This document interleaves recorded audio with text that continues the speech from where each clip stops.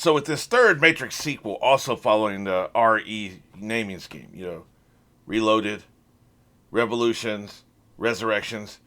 I feel like they've got three more movies they can do with that same naming scheme before they start going into lame words. Okay, we've got Matrix We Waxed. That's right, we're getting it waxed down. We're gonna be smooth when we kick this ass. Super baby bottom smooth. Okay. Then there's Matrix Reglazed. Then after we're smooth, then we put a nice glaze on. Because motherfuckers, if they punch us, the punch is just gonna slide right off our glazed skin. It's gonna be like Krispy Kreme glaze, right? It's gonna slide right because it's hot, because the bodies are hot, the actors are hot, right? So it's just gonna the blows are just gonna glaze right off them. Then finally we've got Matrix Rebuffed. That's right, we're buff now. The beach is that way. That's what I'm talking. So they can do three more sequels with this naming scheme. Then they're gonna have to come up with something else. Maybe DE, Matrix Devolved, Matrix Decertified. I don't know. I'll workshop that one. All right. Well, let's go ahead and get into this fucking new trailer because I can't wait. Looks very CGI-ish. You seem particularly triggered right now. Can you tell me what happened? A lot. Three movies worth. Dreams that weren't just dreams. Oh shit, that looks badass. Fuck yeah! Goddamn, I'm already hot. Am I crazy? You look crazy. We don't use that word in here. So you went back into fucking Matrix. You gotta be shitting me. You've got to be shitting me. He went back in. I guess that's the only way they could have done it. Oh shit, really? Have we met? Hold on now, man. Something ain't right. I know the movie we're talking about here. Look at him taking these blue pills. Really? That's what we're doing? It's interesting.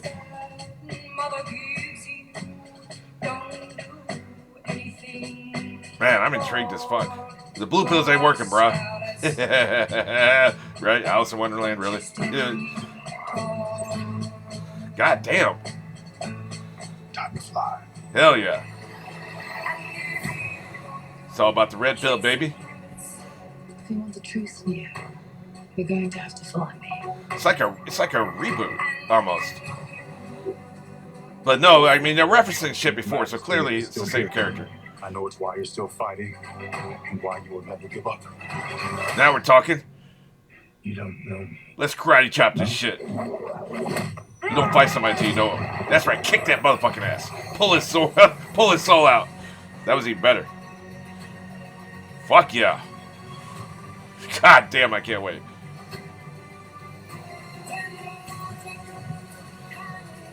Hell yeah, man. This looks fucking awesome. That's what I'm talking about. Shoot him in the head. Headshots only.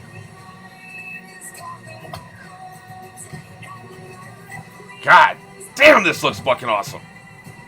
Yeah. Better not touch that mirror, motherfucker.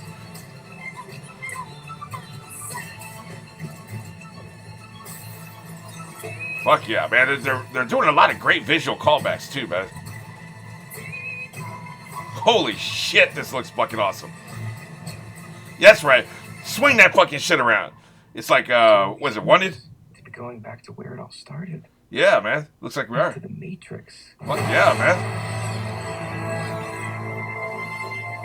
I got about half a Woody.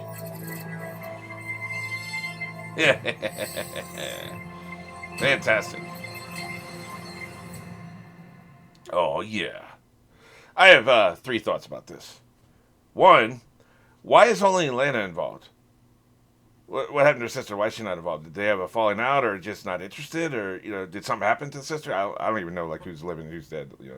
I can't keep track of all this shit, so I don't know. Like that's kind of weird. They were always so heavily involved. I don't think either one of them's ever done a movie by themselves, as far as I know. Like I said, I haven't delved too deeply into all this shit, but like that's weird. And B, I saw a channel it was literally like 2 days ago. They were doing a retrospective of the Matrix movies. I can't remember what channel it was, or I'd shout them out. But they were doing the first movie, and they got really stuck there for like 5 minutes. They talked about the mirror scene. And they actually referenced it here in this trailer. That's why I'm bringing it up.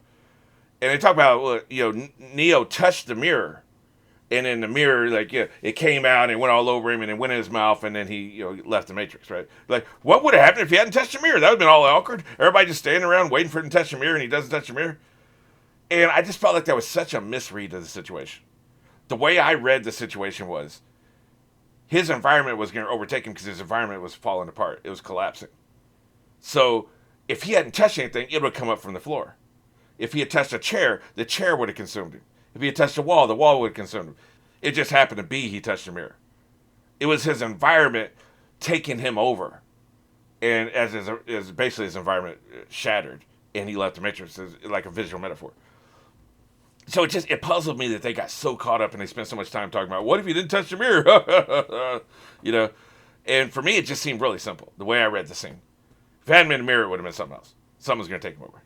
And 4, why is it that, the last 2 movies were not great? And yet, I'm super excited for this movie. Very, very excited. I was excited for the second movie. Even though the second movie wasn't great, I was excited for the third movie. Even though the third movie wasn't great, I'm excited for this movie. You know why? As opposed to, like, for instance, I don't ever want to see another Skywalker Star Wars movie in my life, ever. Like, I'm burned out. Like, there's been too many bad movies in a row, right? So, fucking miss me. In fact, it's going to be on a provisional basis that I ever watch a Star Wars movie again. Any Star Wars movie. Because I still have not seen Solo. I have completely skipped Solo. Fuck that movie. Not interested. I was never interested in the Han Solo character. I never liked it. I didn't hate him, but I never liked him, right? So I wouldn't go see a movie just for him. So the point is, there's these other movies that, just like I'll never see another Transformers movie. I dropped off before I think I missed the last 3 or 4 of them. You can get burned enough times where the movies are bad that you just stop watching. Not the case here. Like, I'm super fucking excited. Why is that? And I think it has to do with the fact that, the aesthetic is so fucking cool. We like the characters and we like the actors. I love Trinity. I love Neo. And I love the actors who play them. And it's not like I hate any actors who are in the Star Wars movies, so I don't know if that's enough. I think it's the fact that I actually don't think Matrix 2 and 3 were bad movies. I just think they made creative choices that I didn't enjoy. There's a difference. There is a difference between a badly made movie, Rise of Skywalker, that had so many fucking plot holes and so many plot conveniences and so many things that didn't make any goddamn sense. That's a bad movie. It's a badly constructed movie. Those are badly constructed movies. So there's a difference between a badly constructed movie and a movie that just makes choices you're not on board with. I would like to see them do a little more, maybe explain a little bit more. Maybe, not be so fucking badly paced with some pacing issues in the 2 movies. And I think I appreciate the movies more than most people do. I enjoy the philosophy that, they be philosophizing. I actually like the big battle with the billion Agent Smiths. I enjoy that. So I don't dislike the movies as much as other people. I do feel like there's just a lot of choices they made that I just didn't enjoy as much, right? So, but that was a choice that they made. It's their movie. They get to make the choices. We can ride along or we can not ride along. That's fine. But there's a difference between making choices you don't like and badly constructed movies. So I don't trust the Star Wars movies, for instance. I'm not just shitting on them. The last Indiana Jones movie. Fucking horrible, right? There's many other examples.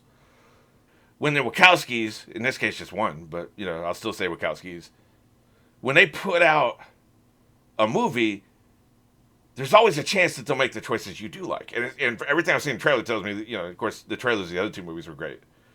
But it tells me they're probably making choices I'm going to enjoy. So they're not going to make a badly constructed movie. They're not going to make a movie that doesn't make any sense. A lot of people may say the last 2 movies didn't make sense. They made sense. They made perfect sense. It's all there in the text. You have to watch it about 4 times to fucking be able to follow all the nuance. It took me 4 or 5 times to realize that the Agent Smith that Neo was fighting at the end of the 3rd movie was the Oracle's version of the Agent Smith.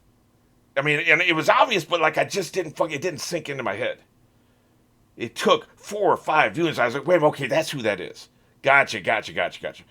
And that's why he was freaking out. He was talking about what he could see and, see in the future and all this shit, and, during the final moments of the fight, So there's a lot of shit that you just have to watch multiple times. And movies shouldn't really require that kind of homework. You shouldn't have to, scrutinize it that many times to follow it. But it's there. It all makes sense. It's all logical. it's not badly constructed. So I think that's the difference. I think that's why I'm so excited, because it has the potential. We know it's going to be well made. So the only question is going to be, do we enjoy the ride? Do we enjoy where they go or not? Maybe one of the Wachowskis being removed and a couple other writers being added in. I don't know who wrote the last ones, the others. Maybe it's just the Wachowskis in it. But I see like David Mitchell and Alex Sandar Hemman helped write it. Maybe that's a good thing. So, and they've learned from, what was it, 2001 those movies came out? It's been almost 20 years. They've gotten a lot of feedback. We'll put it that way. They got a lot of feedback. So they may just want to please themselves, maybe. Or maybe they just want to also throw a bone to the fans, so maybe they've listened to some of the feedback. So I don't know. I'm just saying, like, I'm super fucking excited. And maybe another thing, too, is it's been long enough. You know, I was still excited for the second prequel movie, even after the first one I saw, simply because it had been so long since Star Wars had been out, right? So that probably is part two. I'm curious. Let me know if you have a different theory. Why you can have a follow-up to two not well-received movies that can still be exciting. Well, how is that possible, right? You know, I like to study these things. I like to think about them, contemplate them, and try to. I think what I've said is the answer, but maybe there's something I'm missing to it. So, or it could be the answer could be different for different people. Let me know what you think.